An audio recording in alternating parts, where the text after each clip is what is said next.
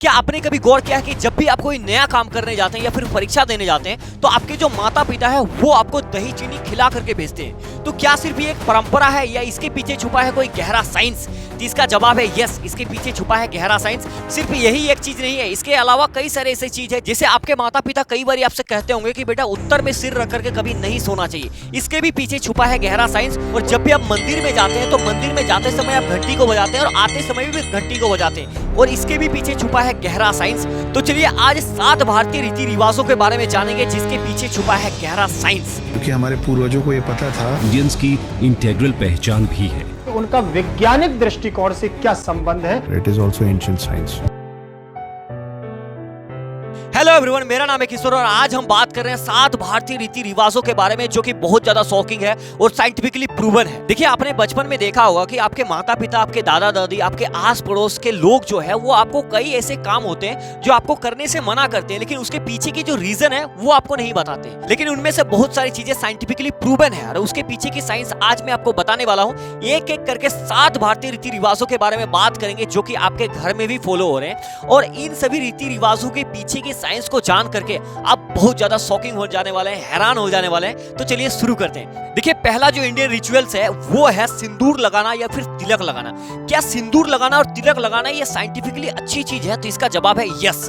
कैसे, उसको समझते हैं। देखिए, भारत के अंदर में परंपरा है कि जब भी किसी लड़की का शादी होता है तो वो मांग में सिंदूर लगाती है। अब इसके पीछे के साइंटिफिक रीजन को समझते हैं, ठीक है। देखिए, जो पारंपरिक सिंदूर है ना वो हल्दी, चूना और पारा के मिश्रण से बनाया जाता है, और ये जो पारा होता है ना ये डायरेक्ट हमारे ब्रेन के अंदर की जो स्ट्रेस है ना उसको कम करता है, और ये तीनों के तीनों जो तत्व है ना वो हमारे स्वास्थ्य के लिए बहुत ज्यादा फायदेमंद होता है, ठीक है। अब जो मांग होता है ना वो आज्ञा चक्र यानी कि थर्ड आई के क्षेत्र में आता है। तो जैसे ही मांग को दबाते हैं या फिर सिंदूर लगाते हैं तो हमारे शरीर के अंदर में नर्वस सिस्टम एक्टिव हो जाता है, जिससे कि हमारा जो शरीर के अंदर में तनाव है उसको कम करता है और हमारे बॉडी के अंदर में सकारात्मक ऊर्जा को बढ़ाता है। कि सिंदूर लगाने से सर का जो ये वाला हिस्सा होता है इसमें क्या होता है कि ब्लड सर्कुलेशन बेहतर होता है, जिससे कि उनका तनाव कम होता है, साथ साथ में उसका इमोशन बहुत स्ट्रांग हो जाता है ना। बहुत ज्यादा शॉकिंग। एक सिर्फ सिंदूर लगाने से उसके कई सारे फायदे हैं। तो हम आगे बढ़ते हैं और हम ये जानते हैं कि आखिर तिलक लगाने के पीछे के साइंटिफिक रीजन क्या है। देखिए, लड़कों के अंदर में तिलक लगाया जाता है तो हमारा जो माथा होता है ना, माथा के बीच के हिस्से को ऊर्जा का केंद्र माना जाता है। योग और आयुर्वेद के अनुसार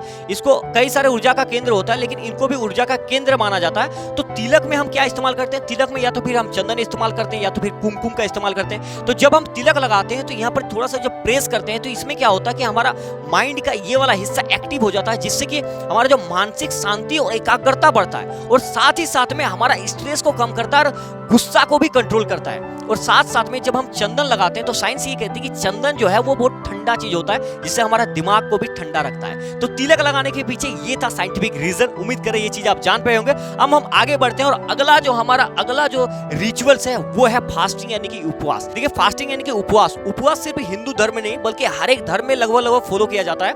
तो उपवास में क्या होता है उसको समझते हैं। जब व्यक्ति उपवास कर रहा होता है ना तो हमारा जो शरीर है वो एनर्जी को रीगेन करता है। मतलब साधारण तरीके से समझते हैं कि जब भी हम कोई काम कर रहे होते हैं या खेल रहे होते हैं तो हमारा बॉडी थकता है, तो आराम के लिए हमें सोने की जरूरत है, तो हम सोते हैं। तो कुछ उसी प्रकार से जब हम रोज रोज खाना खा रहे होते हैं तो उस खाना को पचाने के लिए हमारे शरीर के अंदर डाइजेस्टिव सिस्टम है वो काम कर रहा होता है, तो लगातार काम करने की वजह से वो थक जाते हैं। और जब हम उपवास करते हैं तो वो थोड़ा सा उनको राहत मिल जाता है और थोड़ा सा आराम करता है वो चीजें, ठीक है। और इससे क्या होता है कि हमारा जो इम्यूनिटी पावर है वो भी बहुत ज्यादा स्ट्रांग हो जाता है। अब साइंस ये कहता है कि अगर आप वजन को घटाना चाहते हैं ना तो उपवास एक शानदार तरीका है। क्यों? क्योंकि जब आप उपवास करते हो तो लंबे समय से खाना नहीं खा रहे होते तो शरीर में जो मौजूद चर्बी होता है उसको ये एनर्जी के रूप में बदलता है और फिर फैट जो है वो बर्न होने लगता है। देखिए, आपने कई बार देखा होगा कि जब आप उपवास करते हैं यानी कि लंबे समय तक खाना नहीं खा रहे होते तो आपका जो दिमाग है वो बहुत ज्यादा हल्का और शार्प हो जाता है। क्यों?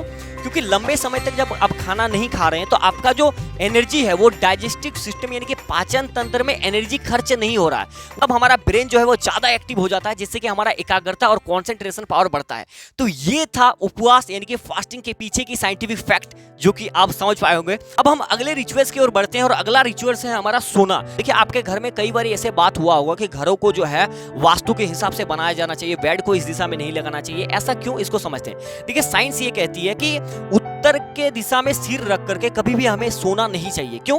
क्योंकि पृथ्वी के जो चुंबकीय क्षेत्र होता है ना वो उत्तर से दक्षिण की ओर घूम रहा होता है, और अगर हम उत्तर की ओर सिर करके मतलब सो रहे हैं, तो पृथ्वी की चुंबकीय प्रभाव के चलते हमारे शरीर के अंदर में जो खून होता है, उसके अंदर जो आयरन होता है ना, वो खींच करके ब्रेन में चल जाता है। किसके चलते? चुंबक के प्रभाव के चलते, ठीक है, पृथ्वी के चुंबक के प्रभाव के चलते।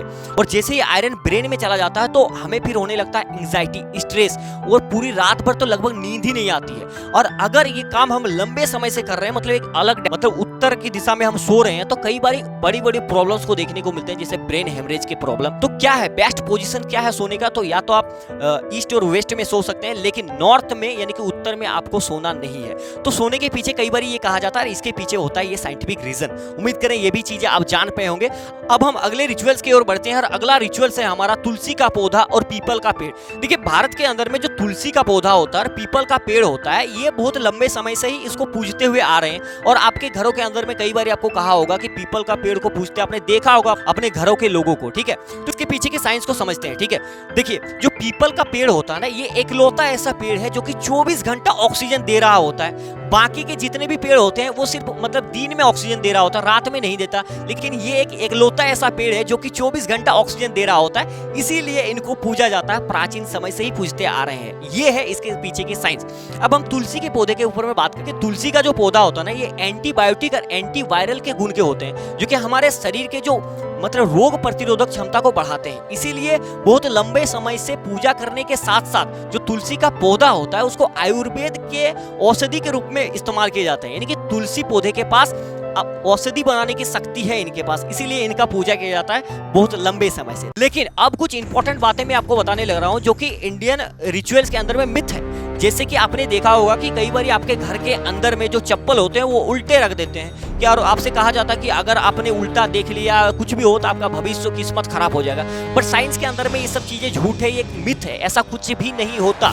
मतलब ये लंबे समय से लोग बोलते हुए आ रहे हैं, तो बस फॉलो कर रहे हैं, इसके पीछे की साइंस कुछ भी नहीं है। जैसे आपने देखा होगा कि हमारे घर के लोगों मना करते हैं कि रात में नाखून नहीं काटना। जैसे पहले के समय में लोगों के पास लाइट नहीं हुआ करता था, जैसे आज लाइट है, तो मतलब सिर्फ सनलाइट होते तो वो रात में मतलब नहीं काटते थे, क्योंकि नाखून अगर लग जाए इधर उधर तो वो बॉडी को बहुत नुकसान पहुंचाता है, इसीलिए नहीं काटते थे। तो ये इसके पीछे कोई गहरी साइंस नहीं है, ठीक है। तो उम्मीद कर रहे हैं ये चीज भी आप जान पाए होंगे, ये दो चीजें मिथ है, ठीक है। अब हम अगले रिचुअल्स की ओर बढ़ते हैं, और अगला रिचुअल जो है, जो मैंने आपको बताया था इंट्रो के अंदर में, कि जब भी हम कोई नया काम कर रहे होते हैं या इंटरव्यू देने जाते हैं, तो हमारे घर वाले हमें चीनी और दही खिला करके भेजते हैं। इसके पीछे का साइंस को समझते हैं। दही जो है ना, उसमें प्रोटीन और प्रोबायोटिक्स पाया जाता है, और जो चीनी है वो है कार्बोहाइड्रेट का स्रोत होता है। जब हम ये दोनों चीज को खाते हैं तो ये दोनों ही चीज ग्लूकोज में बदल करके हमारे शरीर को इंस्टेंट एनर्जी देता है, जो कि हम किसी भी नए काम को करने के लिए मतलब हमारे अंदर में जोश एक टाइप से भरता है। देखिए, आपने देखा होगा कि जब भी हम कोई नया काम करने जा रहे हैं या कोई इंटरव्यू देने जा रहे हैं या परीक्षा देने जा रहे हैं, तो हमें स्ट्रेस महसूस होता है, मतलब नर्वसनेस महसूस होता है, ठीक है। तो जब हम दही खा रहे होते हैं तो दही के अंदर में क्या होता है?